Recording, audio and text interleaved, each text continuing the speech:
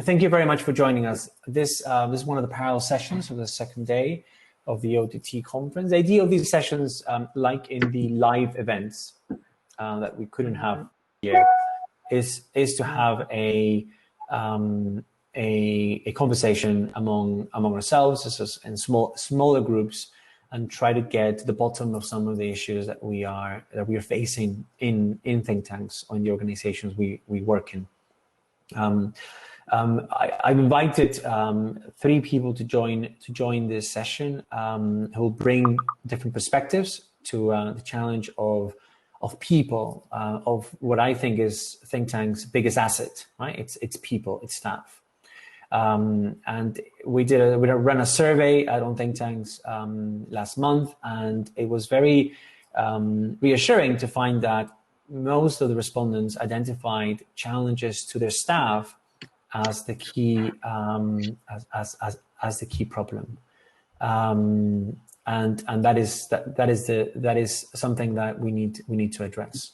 So I've invited people who work in that part of their organization, who can relate to those issues, and who can tell us a little bit about what their organization, how staff is being affected by the crisis, what's going on there, and also how their organizations are trying to deal with these effects.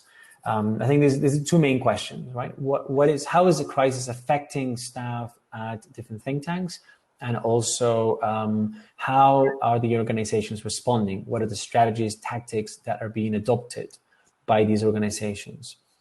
And then at the end, I think it might be useful to talk about whether the crisis and whether the effects that we are observing should make us rethink our business models, should make us rethink how the organizations are being set up, structured, and run, because it might not be possible to ensure the welfare of staff, in the current models that the organizations, some of the think tanks we work in have. So I'm going to ask our conveners, initial speakers, to answer some of those questions, but I want to invite anybody else who's here in the session to join us. Right. So if you want to join us by chat, you can do that. You can chat in the session chat room, but also I invite you to join us with video and audio. So you can, if you want to join in, just let me know, and I'll have the option to let you in into the conversation, right? But let's start with our speakers. I see Erika is helping Sulamba to join in, so I think she'll join us soon, I hope, and we can bring everybody else in if you want to. So who'd like to start? Wailea, why don't we start with you? Let's begin answering the first question. What is the effect that this particular crisis has had on think tanks? And maybe you can start by introducing yourself briefly to everybody else, and also introducing foraus, that is a particular type of think tank. Yes, thank you for having me. My name is Wailea, and I'm engagement manager at foraus, Forum Außenpolitik. We're based in Switzerland, and indeed we're based on a unique grassroots model with around 120 volunteers in an official role, but even more working around them, and they all work together on the common goal to contribute actively to Swiss foreign policy by publishing scientific-based policy recommendations, taking different forms from discussion papers, policy briefs to blog posts, and organizing high-level or any kind of events in more innovative formats. And we have only 2 very small offices, one in Geneva, one in Zurich. And also within the office, actually, we have a quite high rate of interns. It's around 1/3 of our employees. So my perspective will be more focused on maybe how the crisis has affected our volunteer structure. And I can, of course, also say some words on the staff and on the interns in general. But I think what I will bring more to the table is the volunteers' perspective. And so what has been that effect? Yes. So, I mean, in general, of course, everyone has dealt with it a bit differently. But what we've seen in the beginning was that there has been like really weeks where everyone needed to adapt. And maybe a little step back. So we have our volunteer structures is based on 2 pillars. We have the what we call programs. They work on content, creating those policy recommendations, and they are a bit older, mostly doing their PhD or already working. And we saw that they were actually affected less, maybe because they are in more like settled situations or already older, more used to work independently. And also that working on content, there's no problem in doing it from home. And our regional groups, which are younger, mostly students, and their focus is on organizing events. Usually for them, it has had really a bigger impact. And well, of course, because all events had to be relocated to the virtual space. And I think for them, it was quite a big challenge to do it. And we've really also had, like, we put a lot of effort into giving them the tools to also do this move, but we saw that they were quite hesitant, which also might have to do with the fact that they actually have had so many Zoom calls, and like the entire university has also been moved, of course, to the virtual space. So we also saw a bit that they were very saturized by virtual meetings. And we also saw that actually for them as students, it has, or that was my feeling at least, it was a bigger stress than for maybe a bit our older program leads, which were in a different situation because there were so many uncertainties about how actually this university year will really, go through here in Switzerland. And Milena, what about the effect of the crisis in your think tank? I mean, you can use this opportunity to introduce yourself as well. Okay, thank you, Enrique. So I'm Milena Gaitán. I work for Fundación Ideas para la Paz. There is a think tank, one of the most important think tanks working on peace, security, and development in Colombia. I'm the administrative and financial director there. We are a think tank, I think that the second most important think tank in Colombia. And we are an organization like 100%, 100 people. And we have some programmatic areas, some like support areas. We have a full-time staff, like with permanent contract that are directors, also researchers and support team, and part-time staff that are researchers that depend on the projects that we have. So this situation has brought us like different affectations and challenges, work-related, personally, emotionally, and psychologically. Not all of our staff was prepared for this quarantine time. For instance, for some people, it has been very difficult to have different roles at the same time and in the same place, like working, parenthood, motherhood, homeschool, domestic work. This culture into stress, anxiety, and productivity loss, of course.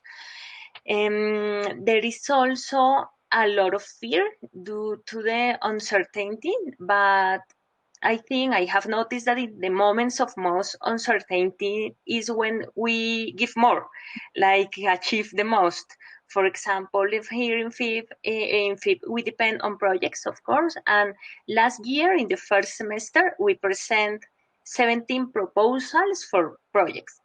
And in this year, in the same period of time, we have presented 44 proposals. So we are working a huge more time and doing a lot of things. So we achieve most. Specifically for our permanent staff, the directors and the permanent contracts, the researchers, and the most challenging issue has been like the responsibility to survive, to continue looking for resources, which are, as I said, generally based on projects. So in order to take care of the researchers we have and keep them enrolled in the organization. So this responsibility is attached to the need of being able to have the people, the researchers, the experts, to continue working in our agendas, because if the project is finished, we are not going to have this research and this expert, and how are going to continue working in these agendas. So that is for the permanent staff. For the support staff, like the regular team staff, the administrative staff, I think that the most challenging thing has been the adaptation to remote work. For example, we used to do payments, connectivity, all the things in paper, always ask a check and approvals by signing in originals, like the check of things that we have to do. And nowadays, of course, we have to receive everything, invoices, everything online. So it requires for the team like resilience and adaptation, and this has been challenging for them and for all of us. Now, regarding to our part-time staff, the researchers, most of them, that is the 80% of our contracts, their challenges are related to the need to be connected. So how in the virtual mode how to show how important they are and the relevance of their role for the organization, like to avoid to be seen not as committed as they are. So this may cause a huge stress for them because all the time they are trying to be visible. And this is something different and challenging and cause a lot of stress because being a researcher in the same place, doing things, file work, sharing the information is different in the office and in this virtual mode. And another thing that is very, very important for us and is a huge frustration for them is that the core of our mission is based on the file work. Where we interact with the communities. We are constantly trying to connect the local agendas to the national agendas. And this is the purpose of our think tank. So the impossibility to travel and go to the different regions in the country doing file work has been very frustrating for the researchers. All of our researchers are like complaining of they miss this, they miss going to the regions, and this is something that of course is affecting our staff in a very huge way. Another thing, and I'm going to finish with this, is a question that personally I'm doing because of the way that I used to do my work. So I used to manage on how many things can we manage in a corridor conversation. For example, I don't know, face-to-face, we solve many issues in the elevator, in the informal chats, in the coffee station, even in the toilet. Between meeting and meeting, you talk with your colleagues and solve things. Now, this virtual mode forces us to include these informal moments in our regular schedule. So I'm asking all the time are we able to change the way we manage our organizations without losing these personal relationships? This is something that I'm wondering all the time. I wonder for both Wailea and Milena if you're observing a very clear difference between genders, between sort of age differences. I mean, who's experiencing these effects more and in a more negative way? I mean, Wailea, you referred to the difference in ages among your volunteers, but what about differences in gender? You know, are there certain? I mean, would the stereotype work that I'd expect a Colombian or a Peruvian female researcher be under a lot more stress than their male counterparts, fellows, than in Switzerland, or is the effect being felt the same across different countries in this sense? Do you want to start? Yeah, okay. You Go, Milena. You were just about to say something. Yes, I was thinking that motherhood, domestic work, many things that in the stereotype of course, women are also like visible now because many sectors that are like opening are sectors where men have their work.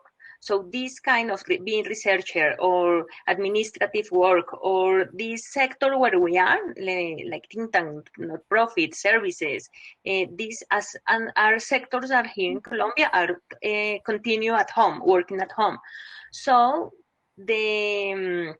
like the charge of these other roles are, of course, for women more. We can see that, of course, for parenthood as well, but I think that being like a teacher, being a mom at home, being a more professional, so it's something that I think that in our organization we can notice more for women. Yeah, and Wailea, what about Switzerland? Well, in Switzerland in general, yes. I mean, it's also that care workers are mostly female, so overall, it has they were really on the forefront. And however, I think in our organization, not really.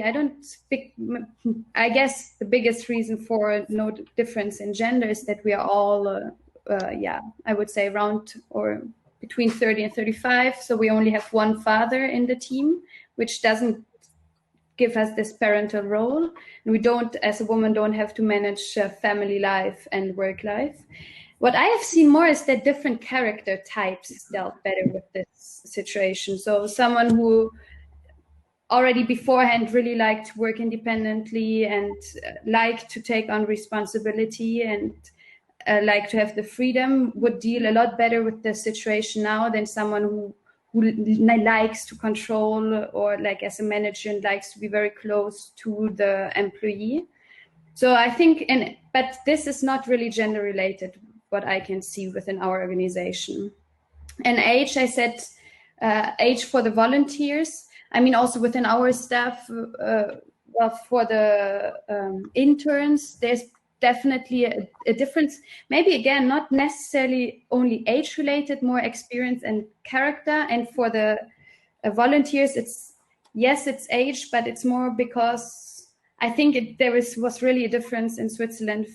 If you are a student and you were now in the fall really struggling about how are your exams going to be, are they going to be oral or online?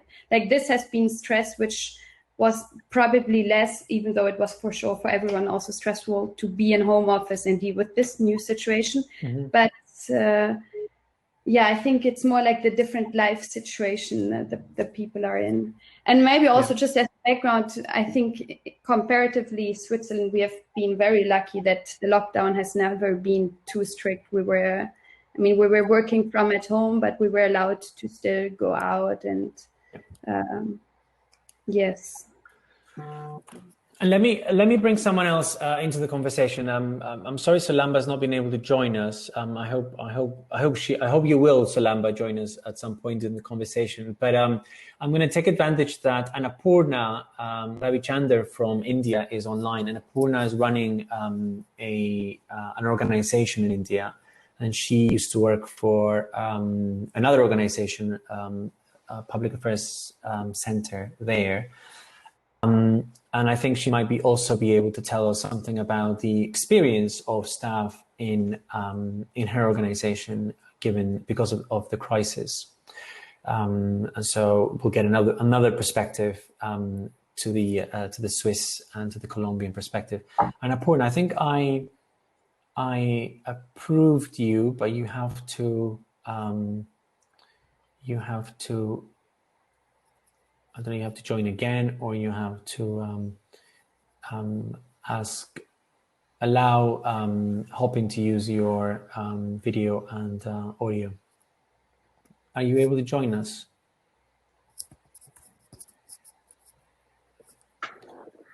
Oh, she's also unable to join us. That's is our luck. Okay, let's keep going then. Tell me something about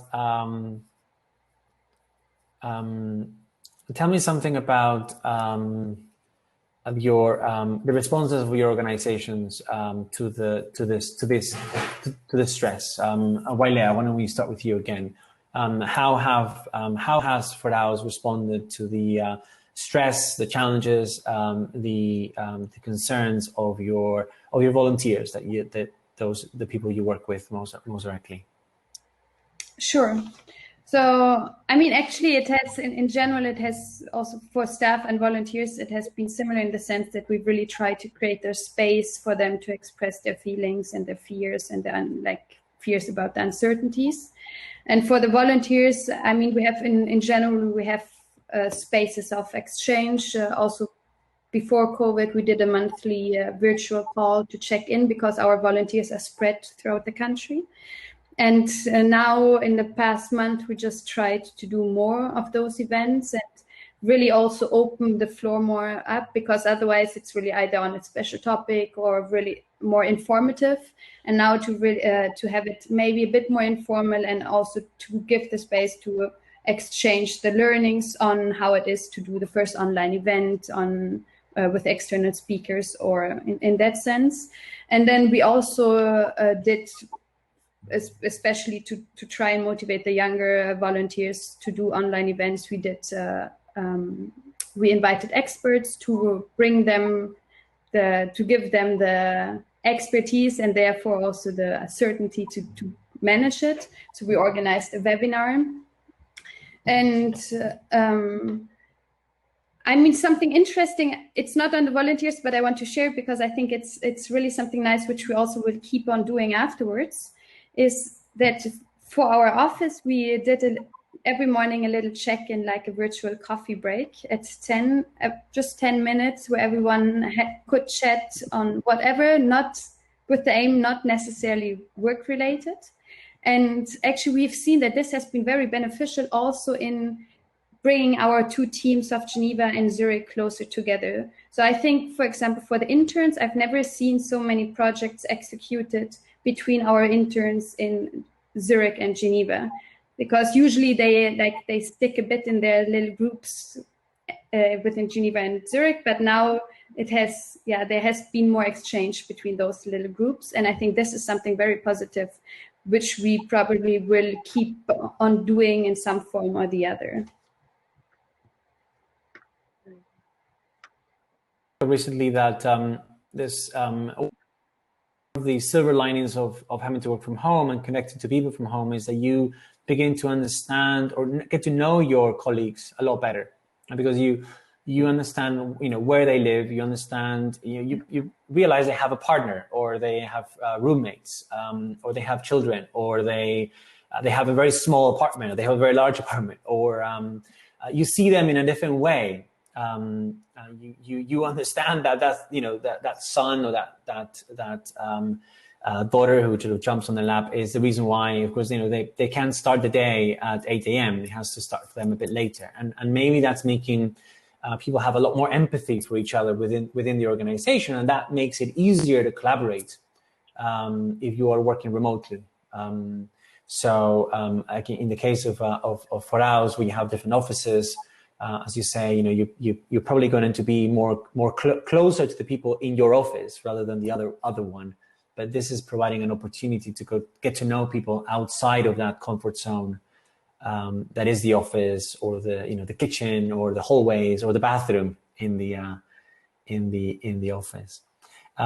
What about you, Milena? What are some of the things that you've been able to do? The strategies you've pursued, or the specific actions you've pursued in your think tank to address these issues? Okay. Well, as you said at the beginning, for us, our staff is the most important asset we have. So we started implementing some initiatives that later became like in an institutional strategy called FIP with a FIP. That means FIP takers of FIP. This strategy has three key elements: community, caring, and communications. And there are two teams like in charge of implementing, the pedagogical team, that we have an area working those pedagogical issues at FIM, and the Safe and Security Committee that we have to have in the organization. They are working on implementing this strategy. So we develop spaces for individual and collective caring, like meetings to talk about how we feel. And there are individual and collectives, and like the 20% of our staff, including me, are using these spaces. We have like newsletters with quarantine tips, like do origami, or you have to do different things that working, things like that, and experiences sharing around working from home. So parenthood, these things that we were talking before.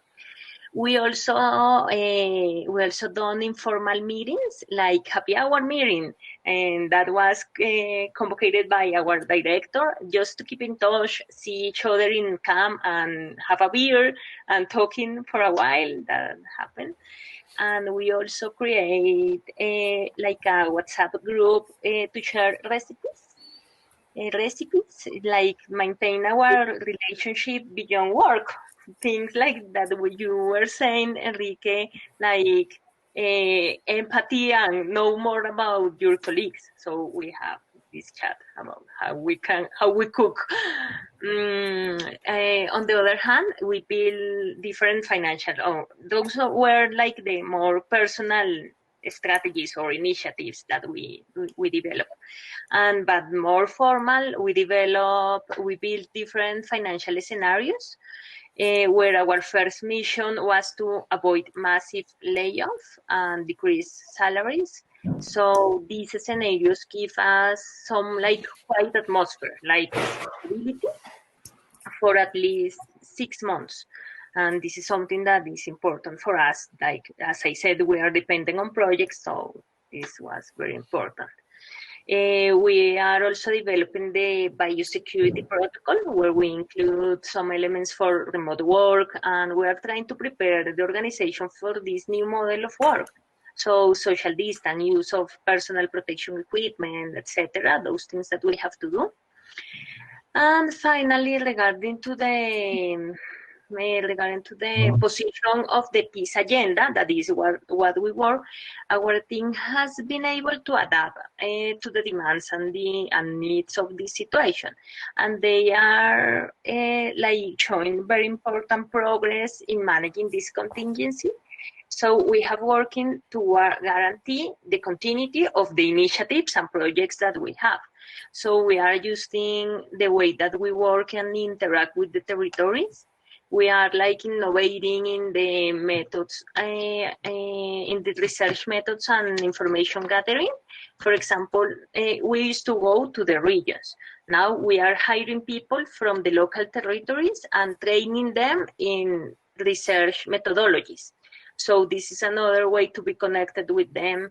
And we are trying to have more visibility, increasing our publications and our incidence in public debate, like trying to organize more webinars, doing events, participating in different things. And of course, trying to use more technological tools to have more communication channels with people in territory. So I think that this pandemic has become like an opportunity to transform the way we work. And those are like the initiatives and strategies that we are implementing. And I think that we have a positive result. Great, thank you. Is it just me, or am I the only one who's lost your video? My video? No, Milena. Do you see Milena's video? Yes. Okay, so it's probably just my browser for some reason. Milena, have you? I mean, you talked about financial scenarios. I mean, have you had to talk directly with and reach some agreements with your funders to get some of that clarity? Yes. So we have different funders. We manage 50 projects per year with different funders, and we have many kind of funders. Ones that are very, very empathizing with us. No, we can move this. Now we can change the project to this way. So this is something very good for us. Others that are so strict that if you are not going to travel to the territories, we need to finish the project and cancel this. And of course, people are going to be without work. And this is a huge stress for us, but we are moving these researchers to another projects or things like that. So these financial scenarios that we did were like the opportunity to put on the table all the things that we have, and how, for example, we work in silos in different areas. The peace negotiation peace area, the security area, the business and human rights area. So this situation forces us to work more together, like being more careful about, no, in this area they are closing this project, I need a researcher, I'm going to work with them, and things like that. So these financial scenarios are giving us the opportunity to see how the organization can adapt and have resilience, and how, of course, we can support these periods of no projects or not. Had another funders that are very open, like, okay, you have these resources, you have to give me this public policy paper, but we are going to move these resources to do this paper, and of course you can use this to move to hire people in the territories. You can move these resources to do other things, by Zoom licenses, by technological tools, etc. So this is something very good for us, and have donors that are so flexible is something that helps us, of course, to continue doing our job. Great, and I have another follow-up question for both of you. How have you, because so one of the things we've heard from other organizations is that it's very important to bring staff together to talk about how the crisis is affecting them in different ways, but also about the organization itself, so that they feel they have a stake in the future of the organization, even if it's not at risk, but at least that some of their concerns are being addressed. Is this something that your organizations have been able to do? In your case, Wailea, has the crisis, as I said, even if it hasn't had the effect it has had in other countries, has it created an opportunity to bring your volunteers into the core of the organization to discuss its future, its business model, etc.? And how have you done it? And the same with you, Milena. You've talked about a number of spaces for engagement between staff in a very informal way, but I wonder if you've also been able to bring them together to discuss much more, substantial issues related to the future of the organization itself. Then, Wailea, you want to start, and I welcome Sulamba finally, who's been able to join us. And for some reason, I can't see anybody's video now, and I don't know if that's just for me, but technology is playing tricks with us these days. But anyway, hopefully we'll sort it out soon. Wailea, do you wanna answer that question, Milena, as well, and then we'll go back to Sulamba to talk about the impact that the crisis has had on think tanks in Tanzania? Yes, sure. Well, in general, we are doing an evaluation at the moment, but with the staff mostly, also in how we operate with the staff. And one big question was also, is it really the way forward to just return back to the office as it was before? Because some people we also saw, for them the efficiency was actually improved by working from home. So probably there will be one outcome will be more flexibility in regard to the different characters and needs. But in this phase is still going on. We are really doing the surveys and discussions at the moment. And I mean, for the volunteers, it didn't change that much in how they met with each other. I actually think that they will not move more to the virtual space that we see now. They are very happy to meet again little by little, because since some weeks it's allowed. And and now everyone really just wants to have a drink together. But what we've seen, actually, it's a bit going a step back to the question you asked to Milena before. We have also had, I mean, maybe just more general, like Foraus is the biggest independent neutral think tank in Switzerland. And so we are also a lot funded by different projects, and we have been very lucky that different projects have, the funders have shown great flexibility. And our biggest project is Policy Kitchen at the moment. It's a policy innovative platform developed by us, which is believing in the power of collective intelligence, where we really try to collaborate and work together on pressing policy challenges. And we've had a big campaign on feminist foreign policy this spring with also our sister think tanks, which work based on the same model as what we call the foraus grassroots model. And usually those ideation workshops are physical, and then the discussion afterwards follows online.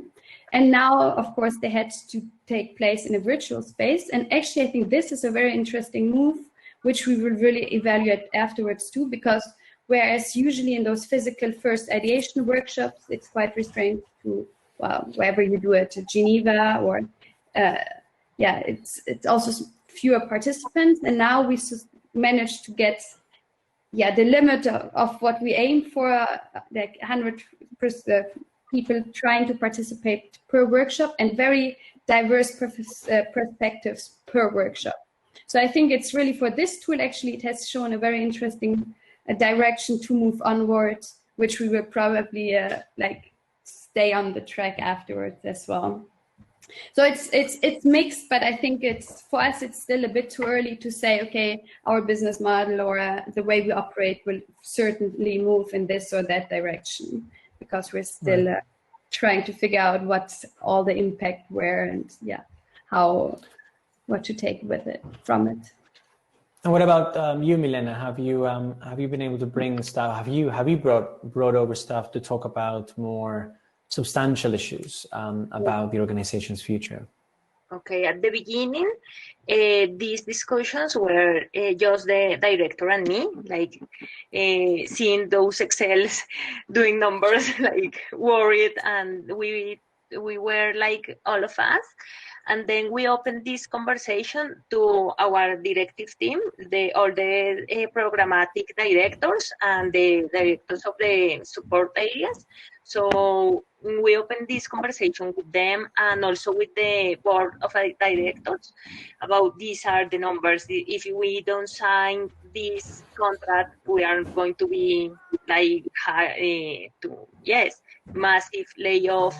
If we don't sign this, of course, when we open that conversation with the directive team, we see a huge response on them working hard for find more resources, and it was very, very good for us because was very helpful for us, because of course we were just doing this and having these worries, and the directors shared some information with all the team, all the researchers, okay, this is our projects, we have contract until this time, we're going to work on this, we're going to present these proposals to move forward, but we don't have a huge event to discuss these substantial issues, no.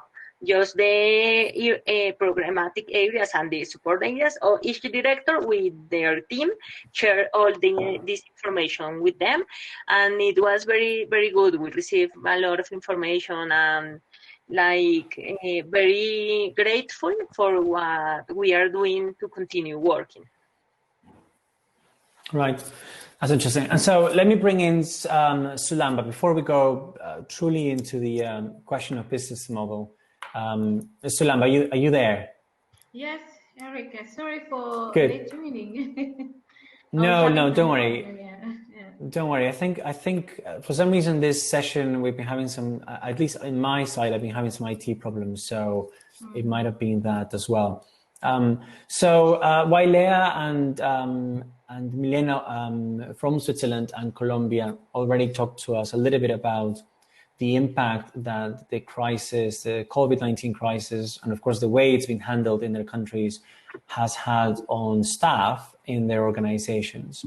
And then we discussed a little bit the strategies or the actions that they have taken to address those challenges, those effects. And so I wonder if I can go to you for those two questions as well. So firstly, what has been the impact of the crisis on staff at STIPRO? And then maybe we can talk about what kind of things you've been able to do, what things you've done, or maybe not been able to do to support your staff and as they address those impacts. Okay. Should I introduce myself or just? Yes, and introduce yourself, please, of course. Okay, my name is Sulamba Shaban. I am the Finance and Administration Manager working at an independent think tank called STIPRO. STIPRO stands for Science, Technology, Innovation and Policy Research Organization. We are based in Dar es Salaam, Tanzania. And for really, I can say the way our country handled this pandemic is a bit unique. I don't know if you have had some news. We didn't have a lockdown, like official lockdown, no. Rather, like even most of the organizations didn't opt for working from home. Only for the few organizations, and most of them private organizations like us. But for the government, they were still going to work. And of course, for the students at home, the schools and the universities, but other business were going on as usual, of course, with the maximum precaution and prevention measures. So for STIPRO, so the environment is not very tense here, like we heard from other countries. We reported the first case mid-March, and so the number of cases, of course, keep on increasing, but not in a very high rate like I heard from other countries. So STIPRO opted for remote working the first week when the government announced the first case. So the immediate action that we did to take care of our staff is to just opt for working from home. And we actually prepare a schedule for very few staff to come in during a week. Like 2 staffs will be attending the office, but only 1 staff at a time. So we selected 1 researcher and also a secretary, so that our office will not remain closed, because here things were moving as usual, of course. Business were open, but just our initial efforts to make sure that we take care of our staff. So we opt that mode in a very early week, and so we went with that. So that is the most thing that we have done to take care of our staff. But I can say the challenge that really the staff, especially at STIPRO, we faced, given the rise of this pandemic, is financial uncertainties. As you know, we are independent. We are really, I can say we are project-based organization. We don't have a main like co-founder to take care of our core costs. So we depend mostly on the projects. And when this pandemic came, it made things move in a different direction. Most of the activities were postponed, and we were having like some coming contracts were postponed. So it was a very challenging time to be sure that we will be able to take care of our staff, like to pay salaries and also the overhead costs. So what the first week that we announced that we are working from home, the staff were actually on panic and just wondering, how are we going to survive? Are we going to get the salaries as we used to get? And how are we going to cover, of course, the running costs and other costs that are there? Because pushing the activity forward, the running costs are still there if they don't push forward. So that was a very challenging time. But now the best thing that we have done as STIPRO, as managers, we sit down and conduct a meeting the day before we opted for remote working. Sit with the staff and discussing, put the matter on the table and explaining to them the challenge, explaining to them our current liquidity situation, like our current financial position to them. And now we discuss together and they agree as a team for a pay cut. Of course, that was a very hard decision to make, but we didn't have an option for that. So we opt for a pay cut. And of course, as a short-term strategy, not for the 3 or 4 months, so that we see, by working with home, we see how things are going, and hopefully that things will come normal after this pandemic. So yeah, so that is how much we address. And also, while we are working at home, what we did is we make sure that we have a very frequent communication with our staff. We usually have weekly staff meeting every Monday for 2 hours, and then the very most agenda, apart from working activities and trying to see how we can survive given this pandemic, like looking for opportunities out there, make sure that we are flexible enough to contribute to these COVID-19 controls and measures, responding to calls and sort of things. We also have the most agenda of listening to our staff, sharing information about COVID-19, how we can best going along with it, or what are the measures that we can take. We're asking about how our families are doing, if everybody's okay, or you experience any sickness. Or so we share together and give ourselves critical information about this. So it helped us a lot. We heard about a lot of concerns from our staff, how to best take care of ourselves, and just giving ourselves hope that these things will pass and everything will be okay. We are just waiting for the new normal again. Yeah. Have you considered the possibility that these 3 months might extend into a longer period? Milena was saying to us before that you've prepared a scenario for 6 months, right? So hopefully you've got another 2 or 3 months to go in your scenario, Milena. Yes, of course. The first scenario, when we start here in Colombia, the lockdown start and all the COVID issues and the pandemic in March. So the first scenario were until June. Like if we are not going to sign this at June, we have to decrease salaries and everything.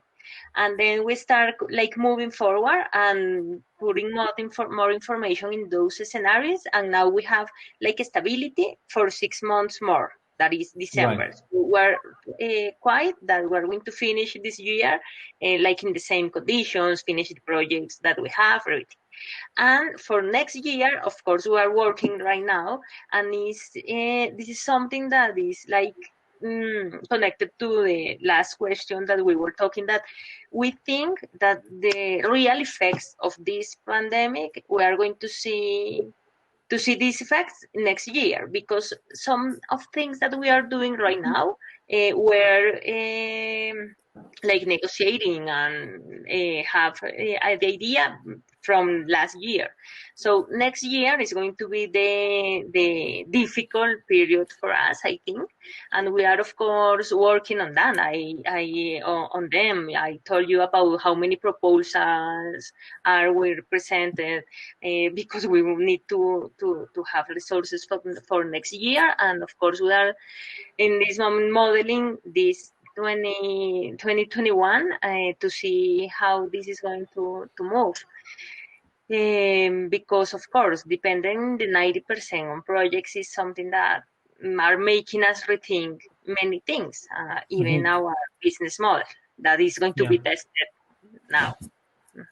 And so Sulamba, you talked about a 3-month scenario. That was 2 months ago, 3 months ago. Yes, that was 2 months ago. Actually, we have July, but again, from how things are going, we hope to extend like 2 to 3 months again. And the issue is, we have to extend for 2 to 3 months again. That is what we expect. So I think next month we are going to have our staff meeting, like a physical one, because now things are here in my country. Schools are now open. The university are already open. People are going. Things like if you come to Tanzania right now, you never notice if there's corona. So yeah, so we hope to extend months. It's like Switzerland. So why don't we talk about? Let me see if anybody wants to jump in from the audience and talk about share some experiences in terms of the impact that the crisis has had on their staff. If you want to join in by video or voice, please click on share voice and audio and video and audio. I can remember what it usually says, and I'll let you in. Or if you want to share using the chat option, just please do write down in the chat option what you want to tell us about. Also, if you have any resources, anything you've written about this, please do share it as well. So I'll let you guys think about it if you want to. Arnapurna wanted to join, but she hasn't been able to. And she wrote an article that is, she shared the link there. She wrote an article for On Think Tanks, looking at the effect that COVID-19 has had on the think tank she works in and staff. So I recommend you have a look at that article. But if there's anybody else who wants to join in, I'm happy to let you in to share some of your experiences.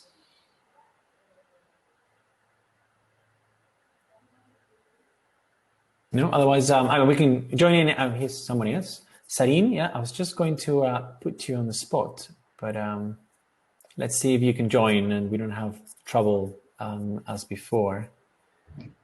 I've given you access, but maybe you can't join. Something's going on with the technology.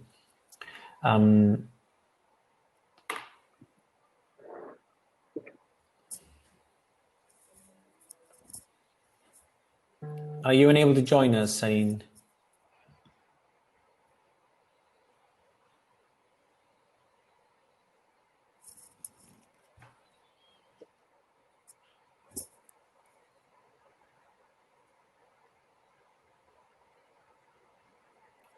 There you go. You're logging in. Hi. How are you, everyone? Yeah, thank you for doing this. It's lovely to see your faces. Thank you for joining us.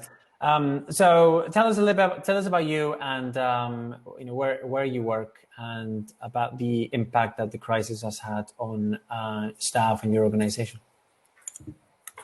So I'm Sarin Karageorgian. I work at the American University of Beirut, in the Issam Fares Institute for Public Policy and International Affairs. We're a think tank, part of a university. So our role is really to link resources from the university and influence public policy in Lebanon and as well as in the region, in the Arab world. Well, as you can see, Lebanon is going through a very difficult time. Our currency has lost almost 50%, if not more, of its value.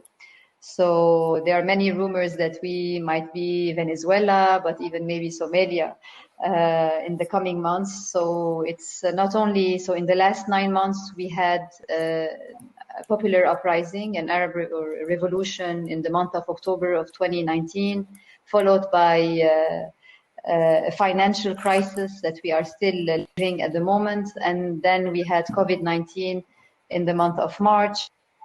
three crises at the same time, and the financial crisis became much more in a country that is already quite deep, we can say, and in a region that is experiencing difficulties and challenges. Let alone we have Syrian refugees who have been here since 2011. So it's kind of difficult to manage all of this at the same time. So in the last few months, I mean, we've continued our work virtually and remotely. So in the campus, we're working remotely and rather than taking their classes remotely. We've of webinars. There's actually one happening at the moment on the elections and electoral law in Lebanon.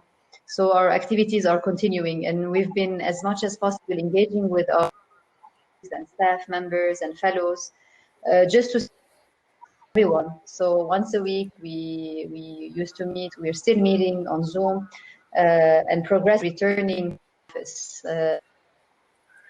Being in an office, it's much more attractive. We can see each other. There's the human aspect. People's morale have been very much low in the last 9 months. So reconnecting has been essential for all of us. I mean, this is maybe sounds a silly question, but does the presence of so many crises, not just now, but over the last few years, do you think has prepared your organization to deal with things like COVID? So has the organization already adapted a little bit to crises, to living in a crisis mode, so that when COVID comes along and creates another problem, the organization has been able to respond to that crisis effectively? Do you think that's the case, or do you think that the presence of so many crises is just make things even harder to deal with a new one? I mean, and become of a country that is resilient, and this is how we survive in this country. Wars, many different wars throughout our history. Yes, I mean, we're completely locked down also from our borders at the moment are also closed.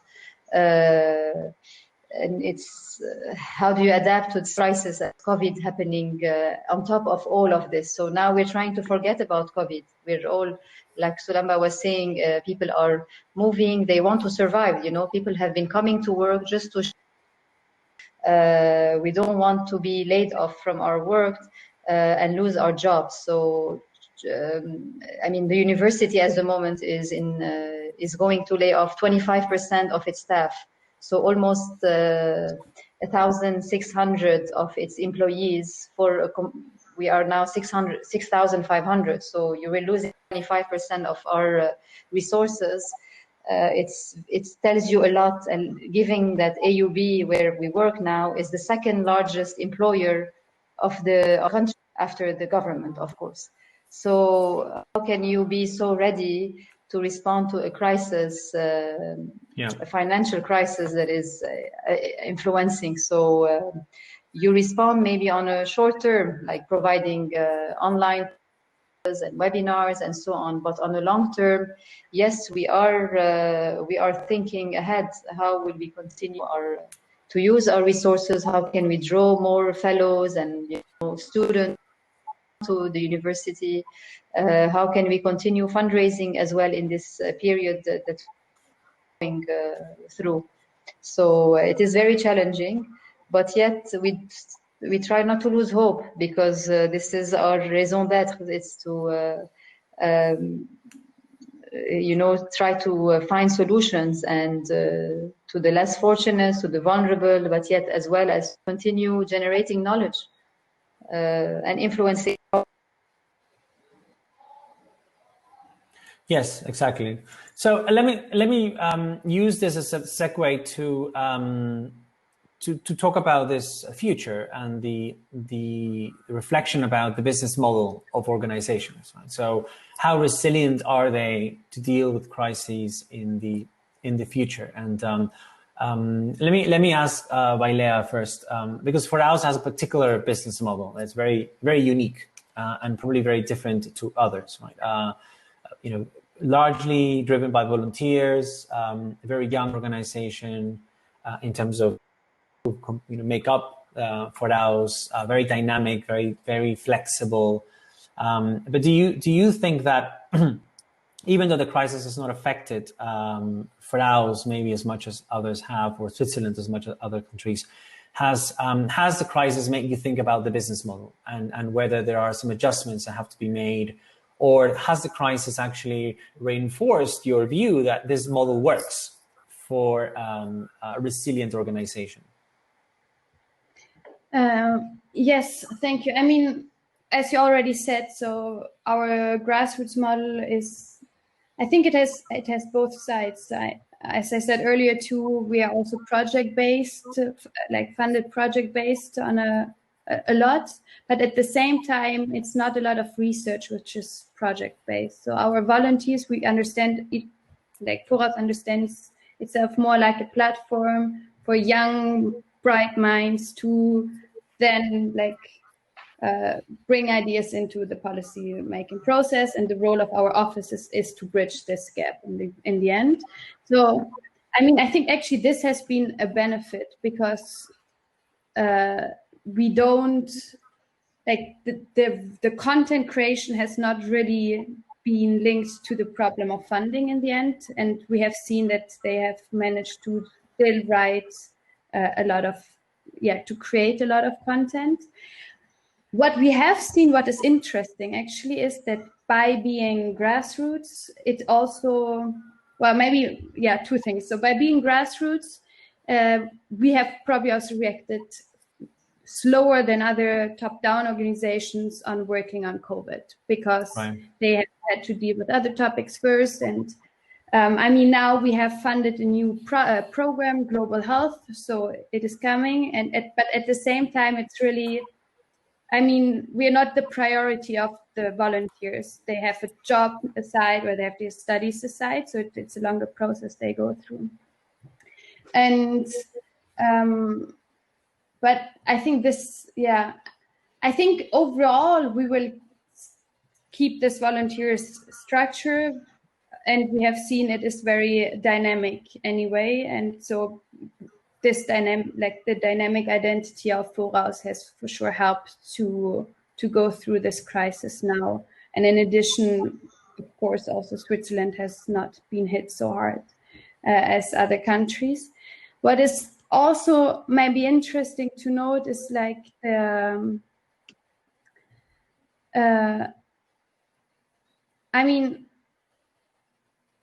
being only second because they have a work or another priority first. In crisis, it takes a lot more effort to keep them actively involved. As you were saying, Milena, or also Sulamba, if you have the risk of being laid off, of course, you will put additional effort to show that you are very relevant.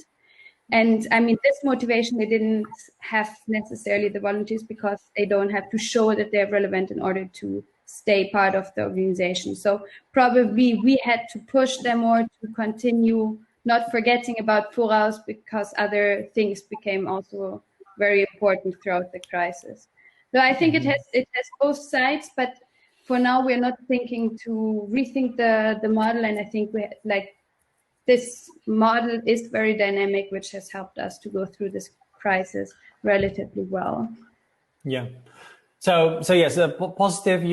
There's no liability in a way. You don't. If there's no project money coming in, it's not like you lose your research base, because they are mostly volunteers. That's, I think, is very similar to associate-based think tanks, where most of the researchers are not employed by the organization. But at the same time, as you say, it means it might be slow in responding. You might have to put extra resources in motivating that network to engage with the think tank and to keep up with the think tank needs, because they might be wearing other hats, and those hats might be more important. They might be more urgent, more relevant to their own needs and their own expectations. What about you, Milena? have you thought about your business model? Have you reflected on, by looking at those numbers and those scenarios, have you reflected on what could happen if there was another crisis next year, or this one didn't go away for us here in Latin America? Yes, a lot. We have reflecting about this a lot. Okay, as I said, we are an independent non-profit think tank that depends in the 90% on projects, and this is something. This project-based approach give us not only the financial worries, but also the worries about this. This project-based approach works results like in short-term interventions. So this is a huge challenge to our work because we believe that in the end of those short-term interventions may reduce the impact of knowledge production and long-term activities most needed for peace building. In peace building, that is our main goal. This is the mission of this think tank. So this is something, this model, like drive us to seek more and more resources and maybe end up losing our focus just in order to survive. So this is something that we are thinking a lot. So we are exploring right now, like a model like help us to develop alliances with international organizations, which allow us like to build long-term plan and receive open resources to reinforce, of course, our capacity and incentivize our work on long-term strategic issues, like becoming their partners in Colombia or things like that, that can help us to keep the peace-building agenda not just based on projects. This is like we are trying to work right now, and we want to move to that. Maybe that help us to with our sustainability. So what you're saying is, I mean, I'm assuming, given the context in Colombia, which might be very similar to Peru, long-term research funding or core funding is certainly not available. Not easy to get.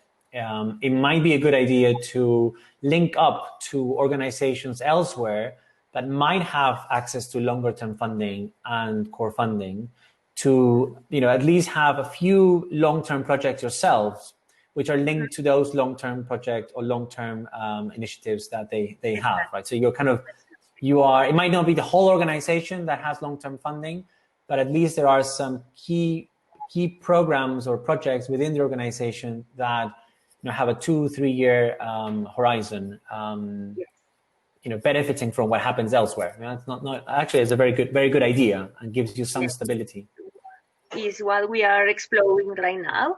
To continue these key agendas that we need to continue moving, because of course this peace building agenda is so important, and of course in COVID the peace themes are not so important, and in those areas most affected by conflict is where most like damage the COVID is going to do. So yeah, something interesting.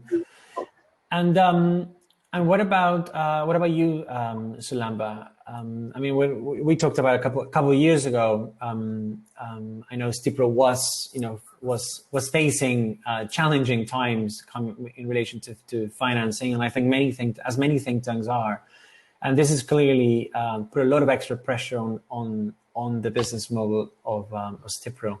Have you been reflecting about the future, about what happens next year? Not just if the current situation continues, but in terms of new ways of running the organization, new ways of thinking about STIPRO.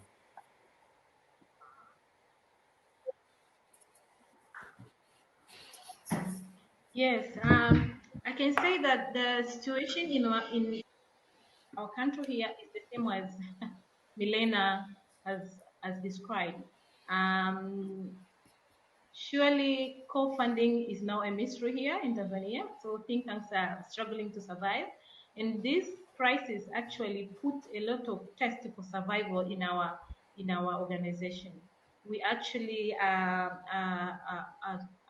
adjusting ourselves a lot by first trying to be flexible to be able to engage at this time, to engage in the fight and control of COVID-19, like responding to calls, writing policy brief, newspaper articles, to make sure that we stay relevant, as I said earlier. But yes, we rethink our business model. We revisit our strategic plan, and also what I think we will be doing concerning our business model is to think about the new ways of funding, the new sources. I don't know how to make it, but what I mean is that since we know that even if right now there are a lot of funding opportunities in response to COVID-19, but what we believe is that these are not permanent. They're just for a short time for addressing the problem. But now, when you think about the long term, how are you going to survive if the interests of donors have changed, the interests of funders have changed?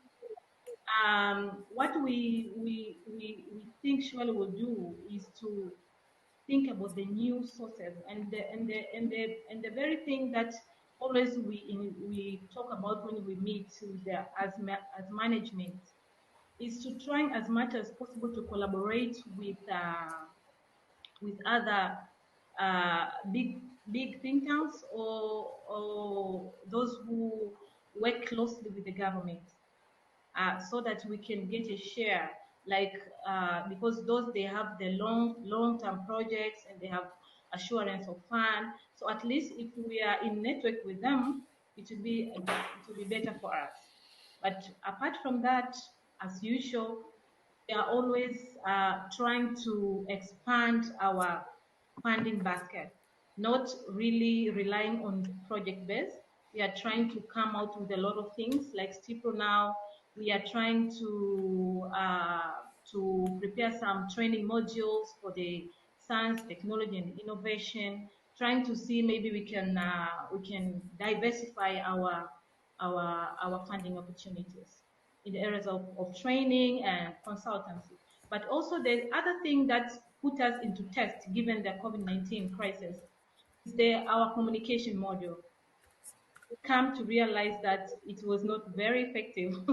So we have some plans to review our communication framework, the strategy, and try to improve as much as possible. Because at this time when we are working remotely, is when we realize that there are a lot of things to be done. And what about you, Sari, in Lebanon?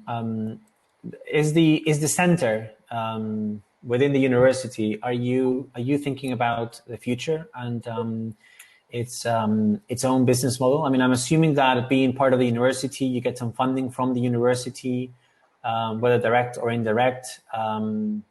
Is this a good thing? Has this enabled you to survive, vis-a-vis other organizations? Do you think the arrangement might have to change? For example, I mean, I don't want to put you on the spot, but there might be a benefit in being part of a university, but there might be some limitations as well.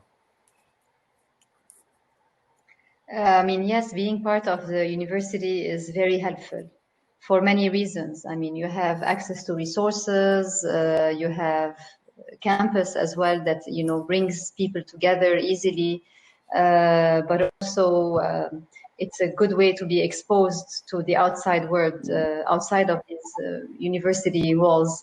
Our institute, I mean, we're continuing the work, and of course we have a fundraising strategy that we have been implementing for the last 2 to 3 years.